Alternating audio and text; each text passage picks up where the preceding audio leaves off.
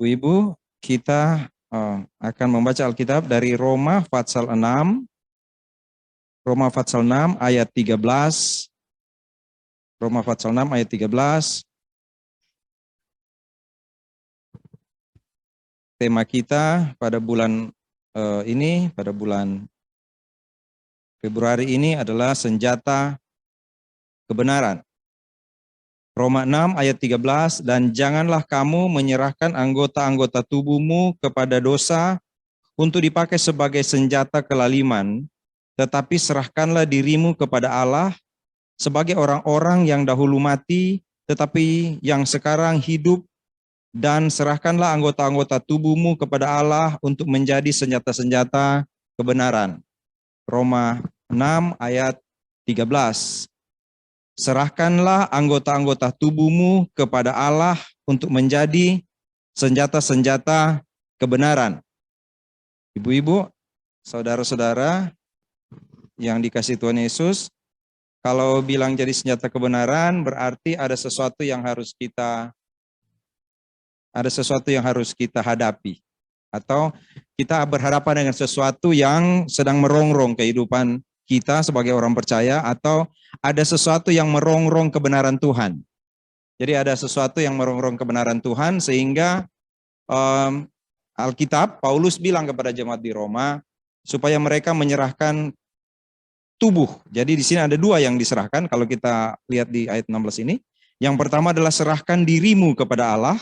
Lalu yang kedua, serahkanlah anggota-anggota tubuhmu kepada Allah. Jadi menyerahkan seluruh hidup, menyerahkan dirimu kepada Allah, diri seluruh tubuh, kira-kira begitu. Yang kedua adalah serahkanlah anggota-anggota tubuh. Jadi kalau yang pertama seluruh tubuh, yang kedua adalah anggota-anggota tubuh, bagian-bagian dari tubuh kita. Nah, sebelum saya mau menjelaskan itu, mari kita lihat hal-hal yang berhubungan dengan ayat ini. Jadi pertama, disampaikan ini kepada jemaat di Roma. Nah, jemaat di Roma itu adalah jemaat yang bermasalah dalam dua hal, yaitu ajaran dan sikap hidup. Selalu seperti itu. Kalau punya ajaran yang salah, maka sikap hidup salah.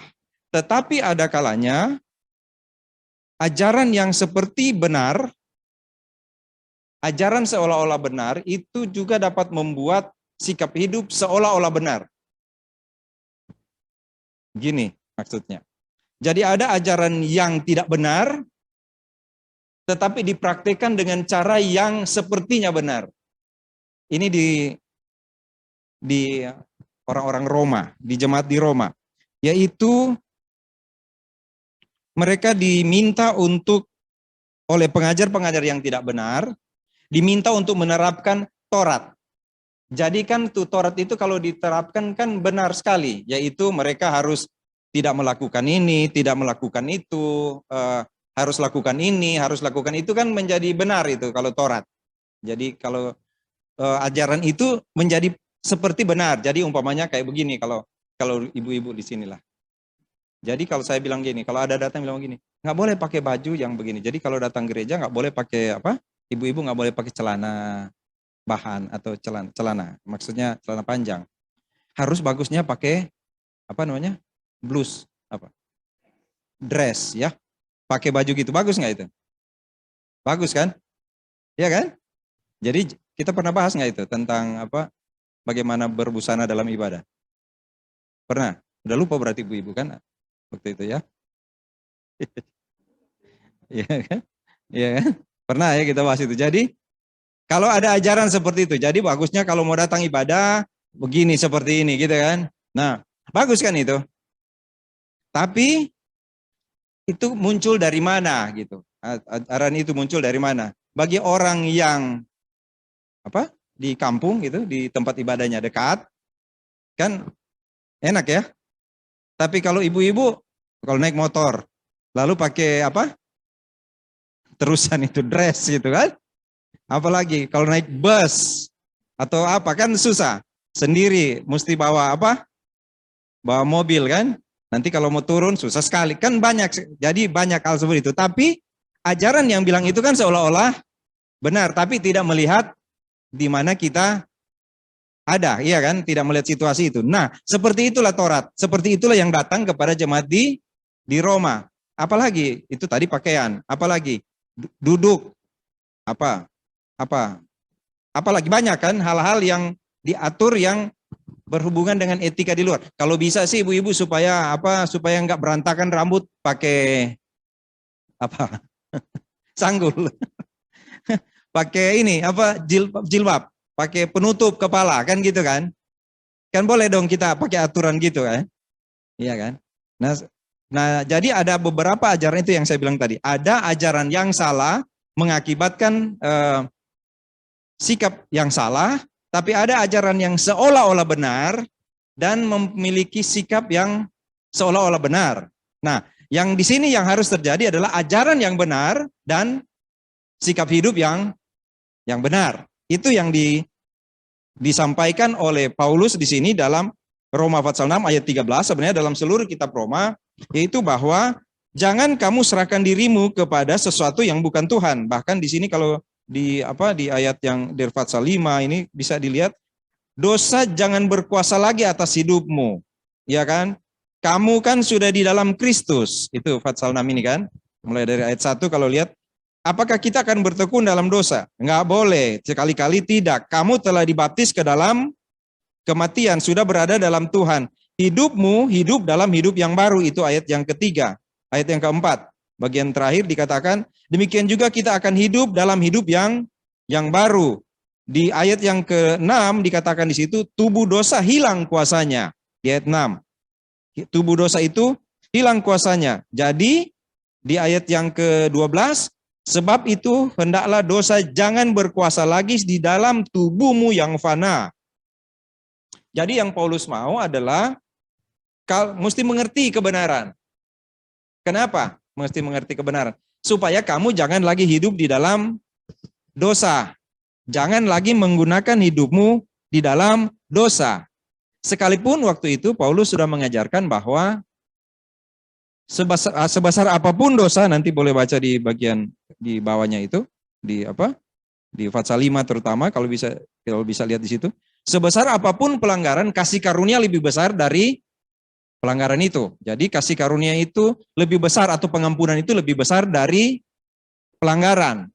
Nah, tetapi di pasal 6 ayat 13 ini dia bilang tadi kan, dan janganlah kamu menyerahkan anggota-anggota tubuhmu kepada dosa untuk dipakai sebagai senjata kelaliman. Ya kan? Jadi ada dua yang akan terjadi ketika orang percaya Tuhan. Gini, orang tidak percaya dulu ya. Orang tidak percaya Tuhan itu, dia tidak dapat menyerahkan tubuhnya kepada Tuhan. Tidak dapat. Kenapa? Karena dia adalah milik kelaliman, dia milik dosa. Hamba dosa dia. Jadi kalau saya ada di dalam dosa, saya tidak dapat melakukan sesuatu untuk Tuhan. Tidak dapat. Kenapa? Karena saya adalah orang berdosa. Tetapi orang yang sudah menjadi milik Tuhan masih tetap dalam dosa kan hidupnya kan? Masih statusnya sudah jadi anak Tuhan, tapi praktisnya dia masih berdosa. Sehingga ketika dia berdosa, dia masih melakukan dosa. Jadi dia dapat menyerahkan tubuhnya dipakai oleh dosa dan dapat menyerahkan tubuhnya dipakai oleh Tuhan. Bisa mengerti ya? Kalau dia bukan anak Tuhan, dia tidak dapat menyerahkan tubuhnya dipakai oleh Tuhan.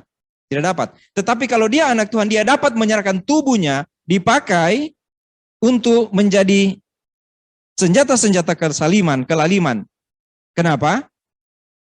Masih ingat nggak yang saya katakan? Sekarang berkali-kali katakan. Tidak pernah ada anak Tuhan yang tidak dipakai oleh Tuhan. Tidak pernah ada anak Tuhan yang tidak akan dipakai oleh Tuhan. Tetapi sekarang pikirkan ini. Tidak akan ada anak Tuhan yang akan dipakai Tuhan jika anak Tuhan itu tidak menyerahkan dirinya untuk dipakai Tuhan. Bisa. Tuhan akan memakai anak Tuhan menjadi alatnya. Tapi Tuhan tidak akan memakai orang yang tidak menyerahkan dirinya untuk dipakai oleh Tuhan. Tuhan tidak akan pakai. Kenapa? Karena Tuhan mau orang itu mengerti bahwa kalau dia mengerti kebenaran, maka dia harus hidup dalam kebenaran. Jadi ketika tidak menyerahkan diri dipakai oleh Tuhan, itu artinya sedang menyerahkan diri untuk dipakai sebagai senjata kelaliman. Dan bayangkan nggak dosa itu? Bisa ini nggak? Kalau kita tidak menyerahkan diri kepada Tuhan, padahal kita sudah hidup dalam Tuhan, maka kita yang hidup dalam Tuhan, tapi menyerahkan diri kita untuk dipakai sebagai senjata kelaliman. Bisa, nih? Maka Om Alena, waktu Om Alena bersaksi tadi, terima kasih, saya ini belum sempat bilang ke pengurus yang sudah dipilih oleh Tuhan melalui jemaat. Ketika kita tidak menggunakan waktu yang Tuhan serap pakai kepada kita untuk melayani Tuhan, maka kita sedang menggunakan waktu kita untuk dipakai sebagai senjata kelaliman. Maka dikatakan di sini, dan janganlah kamu menyerahkan anggota-anggota tubuhmu kepada dosa untuk dipakai sebagai senjata kelaliman. Jadi Tuhan akan memakai semua orang, anak Tuhan maksudnya, tetapi Tuhan akan memakai anak Tuhan yang menyerahkan dirinya dipakai oleh Tuhan.